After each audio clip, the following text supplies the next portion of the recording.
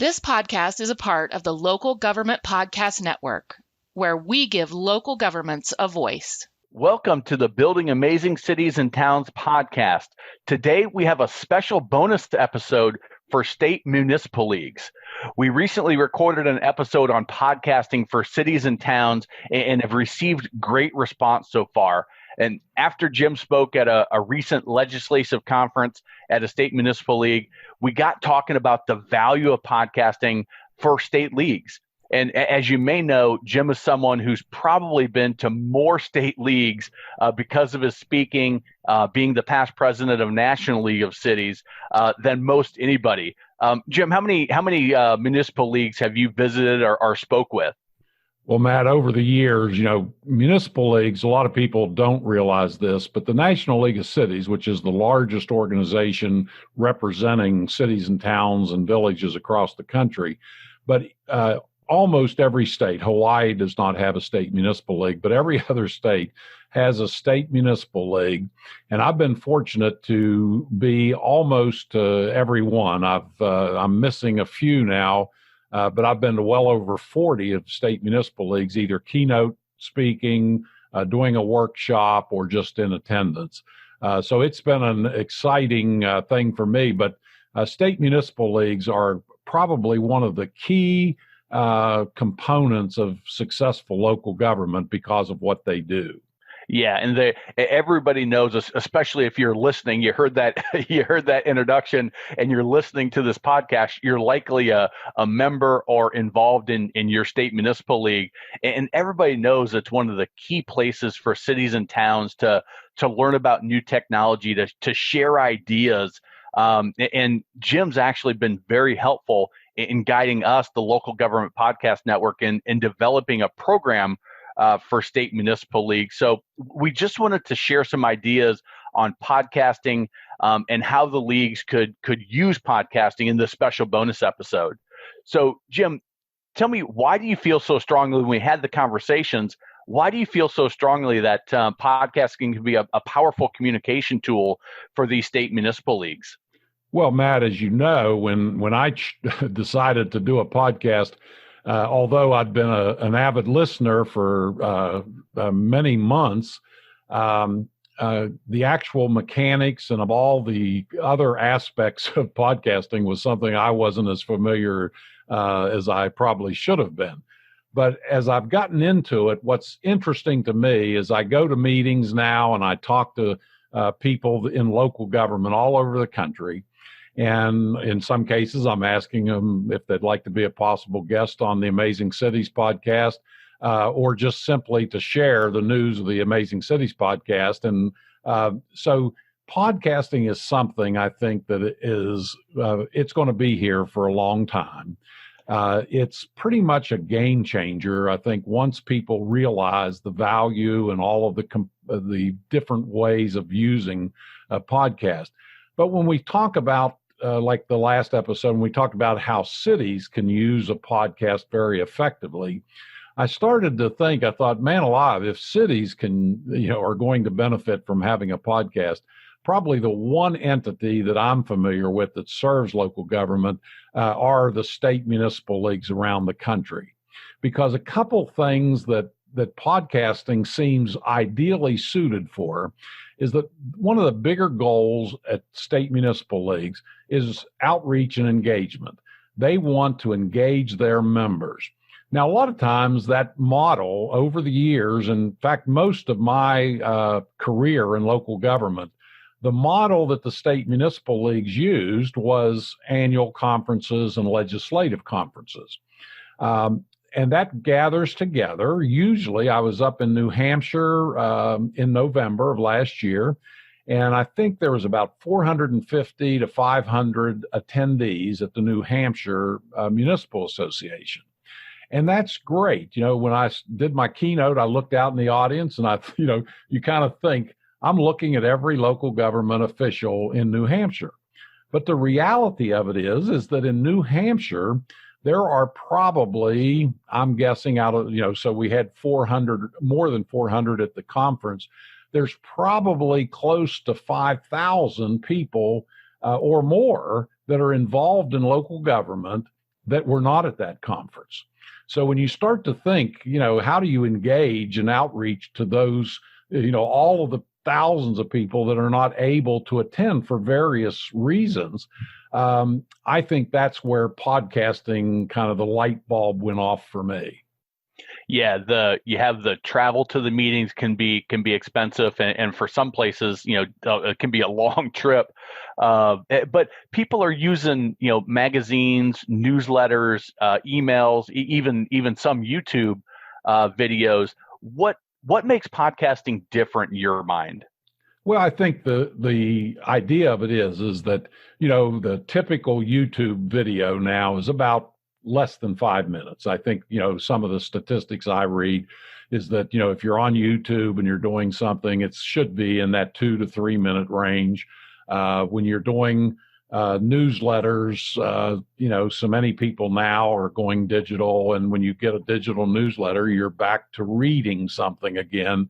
And in order to do a newsletter, and I've done several of them over my career, you need to make them colorful. You need pictures and not a whole lot of verbiage. And unfortunately, some of the issues facing local government, cities, towns, and villages across the country, some of those issues are in depth. I mean, when you look at stormwater regulations, when you look at open meetings discussions, when you look at cybersecurity and things of this, those are very difficult to kind of do in a 2-minute video or a short article in a newsletter.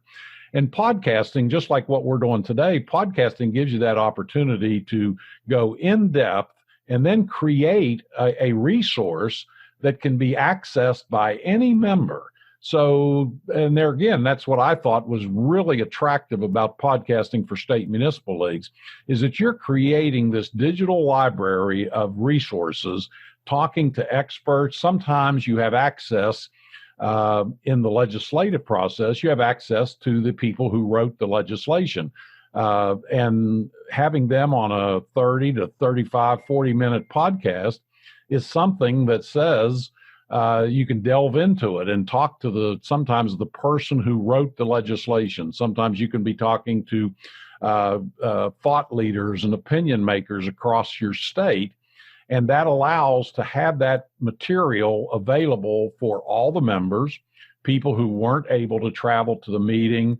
And a big thing, Matt, over the years, when the prospect of, let's say, even Facebook Live, and LinkedIn now has a live feature, was the thought that you would literally attend meetings visual, over the air, and that you would basically set up a camera, you'd have a panel discussion, and people would sit there and watch it. Unfortunately, I think, as podcasting has proven, most podcasting is an audio format. There are some video podcasts out there, but the bulk of people who are consuming podcasting are doing it on audio only. And what this allows is accessing that information in your car, while you're working out, while you're walking.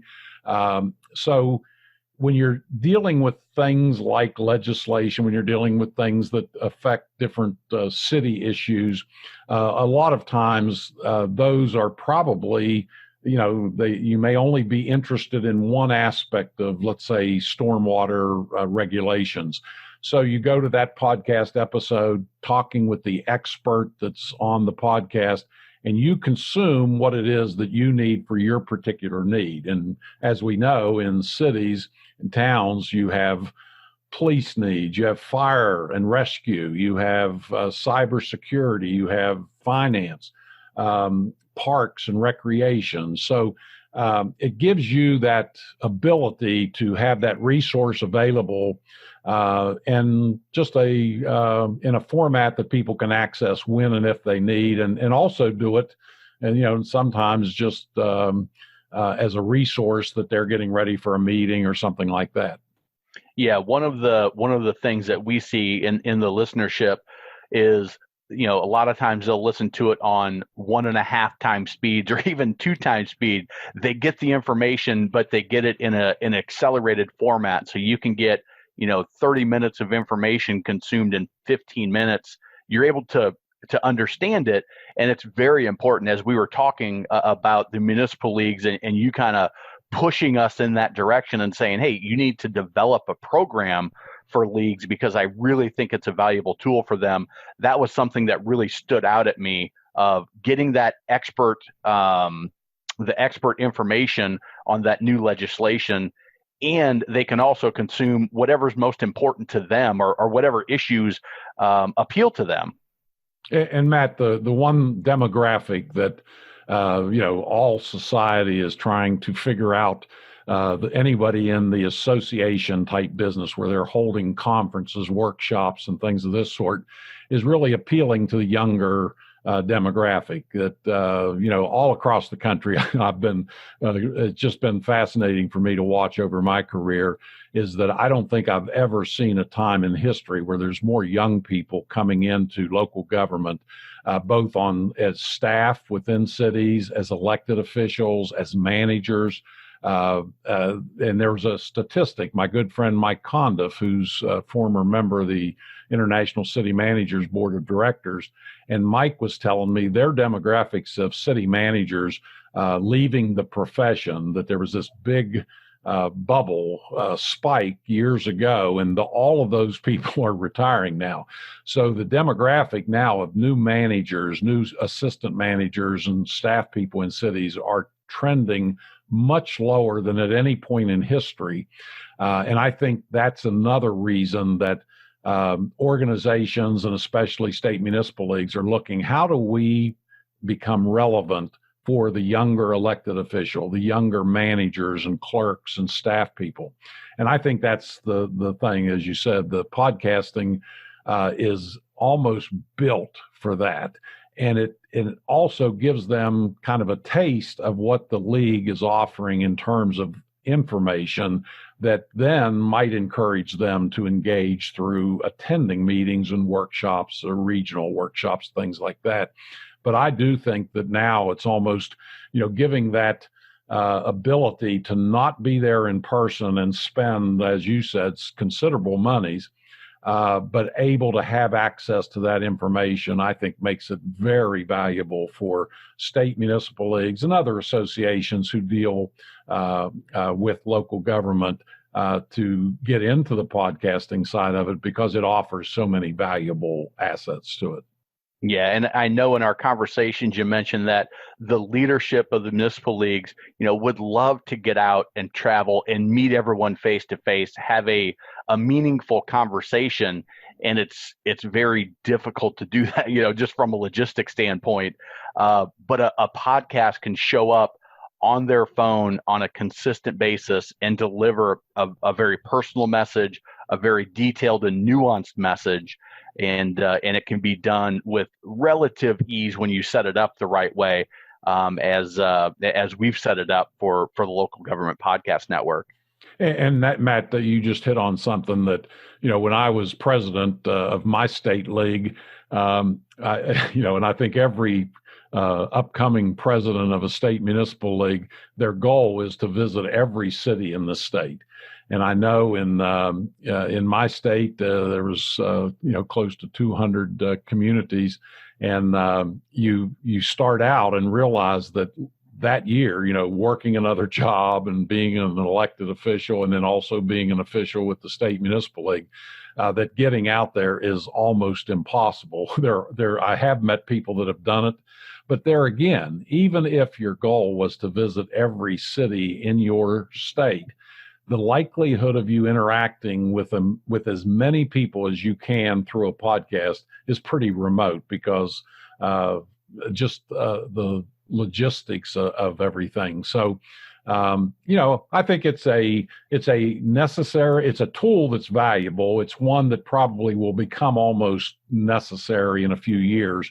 But I think what the Local Government Podcast Network has done by, specifically focusing on local government, both cities and towns, and then also the organizations that serve them in the state municipal leagues, is going to be a very valuable partnership, if you will, to be able to provide a quality podcast without a lot of heavy lifting on the part of the staff at these leagues, because many are pretty slim operations. I mean, some have larger staffs, but many are operating with just a handful of people to deliver the amount of information they do. Yeah, just like on this podcast, the effort that you put in is the time that we're recording, a little bit of prep time, but once that happens, once you click end and you step away, the work all comes to our side, and we have the people and processes in place to make it really simple, really easy, and yet very professional end product. And that's what's honestly, that's what's really been a joy for me, is that, like you say, the goal, I think, for my goal when I set out to do the Amazing Cities podcast was to do a quality professional podcast without, spending hours upon hours, all of the back office side of the podcasting business, and also to have the ability to spend my time looking at upcoming shows, of finding the type of people who I believe can bring very good value to the podcast and to the listeners throughout the country.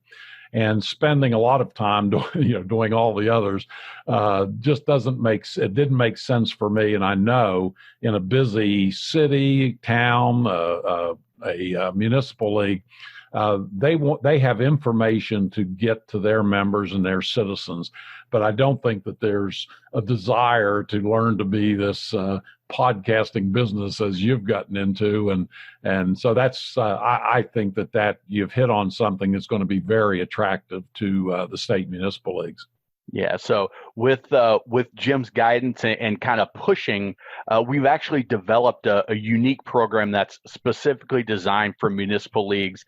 And you can go. Well, one of the things I want to say before we get to that actually is in the Cities and Towns podcast episode where we talked about how they can do it, the benefits. We go into a lot more statistics. We go into some of the hows and some of the things to avoid, some of the costs that are associated with it. So I want to direct people to that episode, because I think if this podcasting concept is kind of piques your interest, if it resonates with you, that episode will be one that you really enjoy.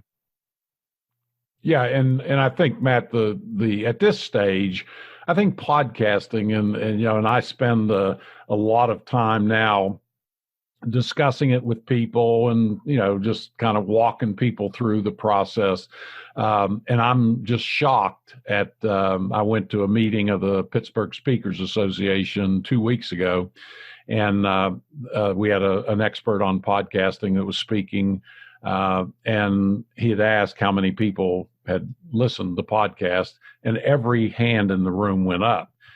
He then asked how many of us speakers had their own podcast, and I was so fortunate, Matt, because it was right about the time, it's about that time when you're thinking, like, should I raise my hand? And we'd already put together, I think, 8 episodes at that time. So I raised my hand, and there was only one other speaker in a profession that kind of lends itself toward podcasting that actually had a podcast. So I'm thrilled to be on the cutting edge. I think that local governments want to be on the cutting edge of communication and tools that can really serve the public and their members well. So I'm thrilled with it. It's kind of it's an educational process, but one that you start to realize that like many things in technology, I think it's like when when I bought my first iPhone, I noticed how many other people that I'd look at and they had an iPhone. And I think that's the same way with podcasting. Not everyone's going to have a podcast because they are quite labor intensive, a lot of technology, a lot of detail. But I think the growing audience of podcast is growing every day. Yeah, and with as I mentioned, with Jim's guidance, we've set up this unique program. You can go get more information at localgovpodcasts.com/state league. and get information. One of the things that he encouraged us to do is set it up in a way that if you do have a league sponsor, that we could potentially involve them and offset some of the investment amount for you. So that program set up. Go check it out, and make sure you go check out the full episode that we did on our city and town podcast that is available right now. Fantastic, Matt. I've enjoyed. Hopefully, this will help a lot of my friends around the country that are looking at different technologies and ways to get outreach and engagement to their members, and this will be a very productive episode. Yeah, well, thanks for suggesting we do this little bonus episode, and we will see you on the next complete episode. This has been the Amazing Cities Podcast, a production of the Local Government Podcast Network, your choice for local government podcasting. For more information on services of the Local Government Podcast Network, please visit www.localgovpodcasts.com. This episode of the Amazing Cities Podcast is brought to you by the Local Government Podcast Network, where they're committed to giving local cities and towns a voice. Discover how your city or town can have a more proactive communication strategy that builds public trust with your citizens, attracts new residents and visitors, and stimulates business recruitment. For more details, visit www.localgovpodcasts.com. While there, you can grab a free audio called Podcasting for Cities and Towns, giving your city or town a voice. Again, that's www.localgovpodcasts.com.